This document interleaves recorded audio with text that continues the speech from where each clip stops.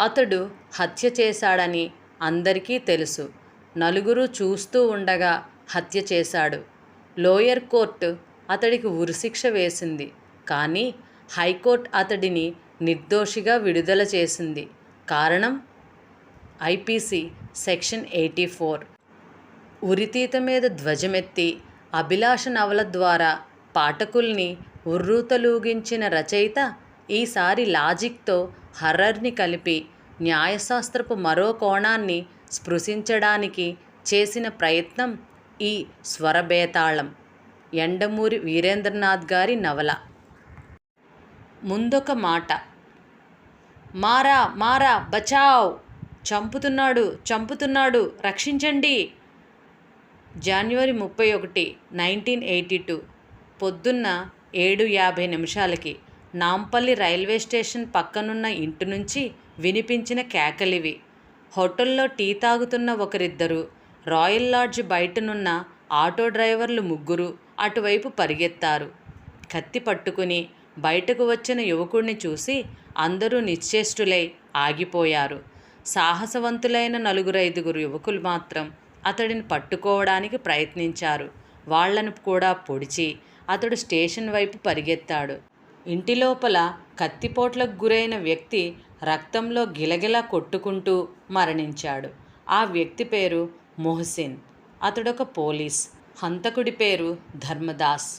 ధర్మదాస్ పరిగెడుతూ అడ్డుగా వచ్చిన వాళ్ళని పొడవగా గాయపడిన వాళ్ళు మొయినుద్దీన్, సయ్యద్ బాషా, పద్మనాభం, అన్వర్, జబ్బర్.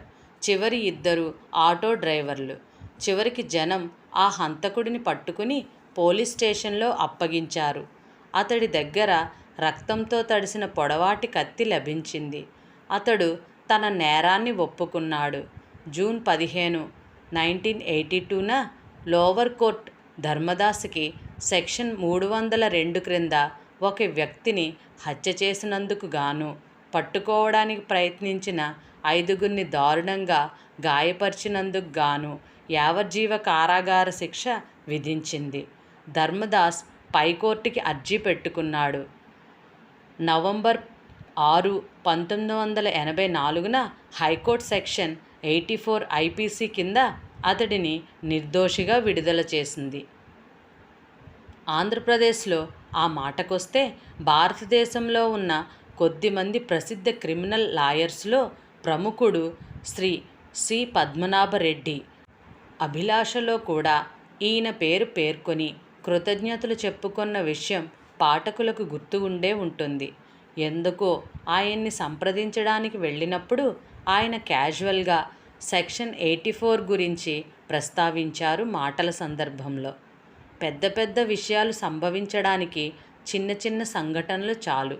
అప్పటి వరకు అస్పష్టంగా కదలాడుతున్న ఊహలకి ఒక స్పష్టమైన ఆకారం ఏర్పడినట్లయింది ఆయన చెప్పిన విషయాలు వింటూ ఉంటే.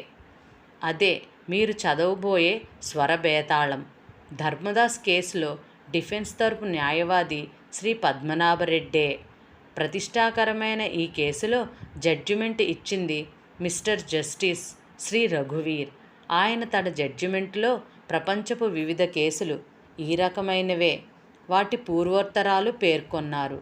అవన్నీ నవలలో ప్రస్తావించాను. చివర్లో ఆయన జడ్జిమెంట్ ఈ విధంగా కొనసాగింది. తనకి ఆతిథ్యమిచ్చిన వ్యక్తిని ముద్దాయి పొడిచి చంపాడు. కానీ అతడికి తను చేస్తున్న పని ఏమిటో తెలియదు. ముద్దాయికి హతుడు టీ ఇచ్చి తన బట్టలు వేసుకోవడానికి లేచాడు. అలా లేవడంతో బల్ల మీద కత్తి కనబడింది. కత్తిని చూడగానే ముద్దాయి మెదడులో ప్రకంపనాలు కలిగాయి. అదేమిటో కేవలం ప్రేతాత్మలకే తెలియాలి. జస్టిస్ డెవిల్ అన్న పదం ఇక్కడ ఉపయోగించాడు. ఆ ఉద్రేకంలో ముద్దాయి హతుడిని కత్తితో పొడిచి పారిపోయాడు. అడ్డు వచ్చిన 5గురిని గాయపరిచాడు.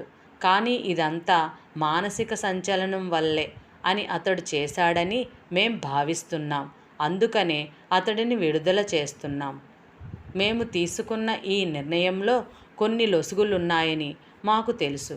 వీలైనంత వరకు ఈ లొసుగుల్ని న్యాయబద్ధంగా కవర్ చేయడానికి ప్రయత్నించాము. ఇటువంటి కేసులోనే ఒక దానిలో చీఫ్ జస్టిస్ హాల్ట్ అనే ఆయన ఉదహరించిన వాక్యాన్ని నేను కూడా ఉదహరిస్తాను. నా లొసుగుల్ని భవిష్యత్తులో నాకన్నా తెలివైన మరో న్యాయవేత్త మరింత బాగా కవర్ చేస్తారని, అప్పటికి న్యాయస్థానం పకడ్బందీగా వీటిని పూరించి మా జడ్జీల పని సులువయ్యేలా చేస్తుందని ఆశిస్తున్నాము. ఈ ప్లాట్ ఆధారంగా ఏ విధంగా అభిలాషలో సెక్షన్ 302 గురించి చర్చించడం జరిగిందో ఆ పద్ధతిలో సెక్షన్ 84 గురించి చర్చించాలన్న నా అభిలాష ఎంతవరకు నెరవేరుతుందో పాఠకులే చెప్పాలి. చివర్లో ఒక మాట, ఈ నవలలలో పాత్రలు కేవలం కల్పితాలు, పైన ఉదహరించిన జడ్జిమెంట్ ఆధారంగా పొందిన ప్రేరణ మాత్రమే, ఎవరిని ఉద్దేశించి వ్రాసింది కాదు. చాలా సంఘటనలు మాత్రం యథార్థంగా జరిగినవి, వాటి పోలిక ఆధారంగా కథ అల్లబడింది. Yandamuri Veerendranath. Swarabhetalam. Nothing is an offence which is done by a person who at the time of doing it by person of unsoundness of mind is incapable of knowing the nature of the act. Section 84 Indian Penal Code. నీ పేరు శివయ్య. వారింట్లో నువ్వెంతకాలం నుంచి పనిచేస్తున్నావు? 15 సంవత్సరాల నుంచి బాబు. మీ అయ్యగారు అమ్మగారు తరచు దెబ్బలాడుకునేవారా? లేదండి, అయ్యగారు అమ్మగారిని చాలా ప్రేమగా చూసుకునేవారు. కానీ అయ్యగారికి దెయ్యం పట్టిందండి. ఆ మాట నేను చెప్పినా ఎవరూ వినిపించుకోలేదండి. ఏం దెయ్యం? కొరివి దెయ్యమా? కాదండి, సోమశేఖరం గారు దెయ్యమై పగపట్టారండి. శివయ్య, నీకు దెయ్యాల్లో నమ్మకం ఉందా? నేను కళ్ళారా చూశాక నమ్మకుండా ఎలా ఉంటానండి బాబు? ఏం చూసావు నువ్వు? నేనా అండి?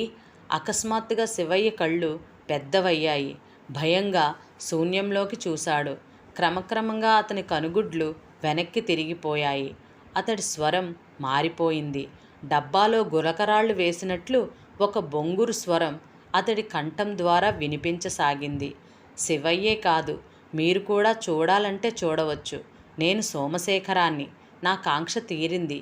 నా ప్రియురాలి ఆత్మతో కలిసి నేను దిగంతాలకి వెళ్ళిపోతున్నాను. సెలవు. చారిత్రాత్మకమైన ఆ కేసు వినడం కోసం దేశం నలుమూలల నుంచి వచ్చిన ప్రజానీకం కోర్టు హాలు లోపల, కోర్టు బయట నిశ్చేష్టులై ఉండగా సాక్షి శివయ్య శరీరం బోనులో కిందికి జారిపోయింది. Exception to section 302 Indian penal code. Insanity plea.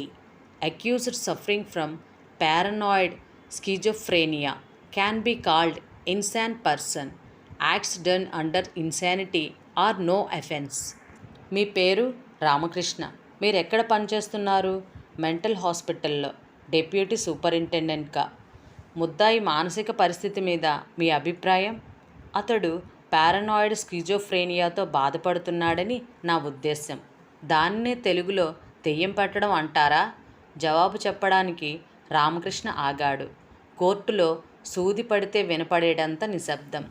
ఆ మెంటల్ డాక్టర్ కాస్త ఆలోచించి అన్నాడు, వెల్, తెలుగులో దాన్ని దెయ్యం అంటారేమో, నాకు తెలీదు. ద్వంద్వ ప్రవృత్తి అనేది సరైన పదం అనుకుంటాను. మీరు దాన్ని భ్రాంతి అని కూడా అనవచ్చు. మీరిప్పుడు మీ కళ్ళ ముందే బోనులో సాక్ష్యమిస్తున్న ఆ ఇంటి నౌకరు శివయ్యని దెయ్యం ఆవహించడం చూశారు. దీనికి మీరేం కారణం చెప్తారు? సోమశేఖరం ఆత్మహత్య చేసుకుని మరణించాక దెయ్యం అయ్యాడని శివయ్య మనస్ఫూర్తిగా నమ్మాడు. తన ఇంటి యజమానిని ఆ దెయ్యం అప్పుడప్పుడు ఆవహిస్తుండడం అతను కళ్ళారా చూశాడు. అందువల్ల కోర్టులో అతడిని నువ్వెప్పుడన్నా దెయ్యాన్ని చూసావా అని ప్రశ్నించగానే ఆ భ్రాంతికి తనే స్వయంగా లోనయ్యాడు. చనిపోయిన సోమశేఖరం కోరికేమిటో శివయ్యకు తెలుసు. అతడి ప్రియురాలు మరణించాలని, ఆ ఆత్మ కూడా తనతో కలిసి స్వర్గానికి రావాలని సోమశేఖరం కోరిక. శివయ్య స్వర్గాన్ని, దేవుణ్ణి నమ్ముతాడు. కాబట్టి అసంకల్పితంగా సోమశేఖరం ఆత్మ తనని పూనినట్టు కోర్టులో ప్రవర్తించాడు. ముద్దాయి కూడా హత్యకు ముందు దెయ్యం పట్టినట్టు అప్పుడప్పుడు ప్రవర్తించేవాడా? అవును. ఆత్మహత్య చేసుకున్న సోమశేఖరం ఆత్మ తరచూ అతడిని ఆవహించేది. తన ప్రియురాలి ఆత్మకి ఆమె శరీరం నుంచి విముక్తి కలిగించమని అతడిని మానసికంగా ఒత్తిడి చేసేది. దాన్నే దెయ్యం పట్టడం అని అనుకున్నారు. కానీ ఒక డాక్టర్గా మీరు మాత్రం దాన్ని పారనాయిడ్ స్కిజోఫ్రేనియా అంటారు, అవునా? ఆ మానసిక ఒత్తిడిలో ముద్దాయికి తనేం చేస్తున్నది తెలిసే అవకాశం ఉన్నదా? లేదు. Thanks doctor, that's all. Mister justice, భారత న్యాయశాస్త్ర చరిత్రలోనే అపూర్వమైన కేసు ఇది. నలుగురు చూస్తూ ఉండగా ముద్దాయి ఈ హత్య చేశాడని, ఇది అమానుషమైన చర్య అని భావించి కింద కోర్టు ముద్దాయికి ఐపీసీ 302 సెక్షన్ కింద యావజ్జీవ కారాగార శిక్ష వేసింది. కానీ మిస్టర్ జస్టిస్, ఈ కేసుని సమూలంగా వేరే దృక్పథంతో చూడాలని నేను వేడుకుంటున్నాను. ఈ హత్య చేసింది ముద్దాయి కాదు, ఒక దెయ్యం. కోర్కె తీరక ఆత్మహత్య చేసుకున్న సోమశేఖరం ఆత్మ ముద్దాయి మీద మానసికమైన ఒత్తిడి తీసుకొచ్చింది. దాన్నే తార్కికంగా ఒక డాక్టర్ భాషలో చెప్పాలంటే, సోమశేఖరం ఆత్మహత్య వార్త విని ముద్దాయి మానసికంగా బలహీనుడయ్యాడు. Paranoid schizophrenia attacked him. Mister justice, ఒక పని చేసేటప్పుడు ఆ పని చేస్తున్న వ్యక్తి తను చేస్తున్న పనేమిటో తెలియని స్థితిలో ఉంటే ఆ నేరం అతడికి అంటదని సెక్షన్ 841 ఐపీసీ చెప్తోంది. కాబట్టి నా క్లయింట్ నేరస్తుడు కాదు. ఈ హత్య చేసింది మామూలు తెలుగు భాషలో చెప్పాలంటే ఒక దెయ్యం. ప్రారంభం. అవును, ప్రతి కథ ఎక్కడో ఒక చోట నుంచి ప్రారంభం కావాలి. ఈ కథ పద్మజతో ప్రారంభించడం మంచిది. అయితే ఈ కథలో పద్మజ హీరోయిన్ కాదు. ఆమె ఒక దురదృష్టవంతురాలు, విధికి బలి అయిపోయిన వంచితురాలు. అయినా కోర్టు కేసులో, న్యాయశాస్త్ర చరిత్రలో ఒక అపూర్వమైన జడ్జిమెంట్కి తార్కాణంగా ఆమె పేరు నిలిచిపోతుంది. సోమశేఖరం కూడా ఈ కథలో హీరో కాదు. ఆ మాటకొస్తే అతడు మరీ దురదృష్టవంతుడు. మరణించాక కూడా ప్రజలు అతన్ని అసహ్యించుకుంటున్నారు. అతడు ప్రేమించే హృదయాన్ని, భావుకత్వాన్ని, మంచితనాన్ని కేవలం కొందరే అర్థం చేసుకున్నారు. మరణించాక కూడా ప్రేయసి తనతోనే కలిసి ఉండాలని కోరుకోవడమే అతడి తప్పు అని చాలామంది భావించారు. వెళ్ళిపో, వెళ్ళిపో అని అతని ఆత్మని ప్రార్థించారు, పూజలు జరిపారు. ఆ కథలో మరో పాత్ర గిరి. అతడి కథే ఈ నవలంతా కాబట్టి ఇక్కడ అతని గురించి చెప్పడం అనవసరం. మధ్యలో ముగిసిపోయే పాత్రలతో ఈ కథని ప్రారంభించడం మంచిది. అందుకని పద్మజ, శేఖరంలతో ప్రారంభిస్తాను.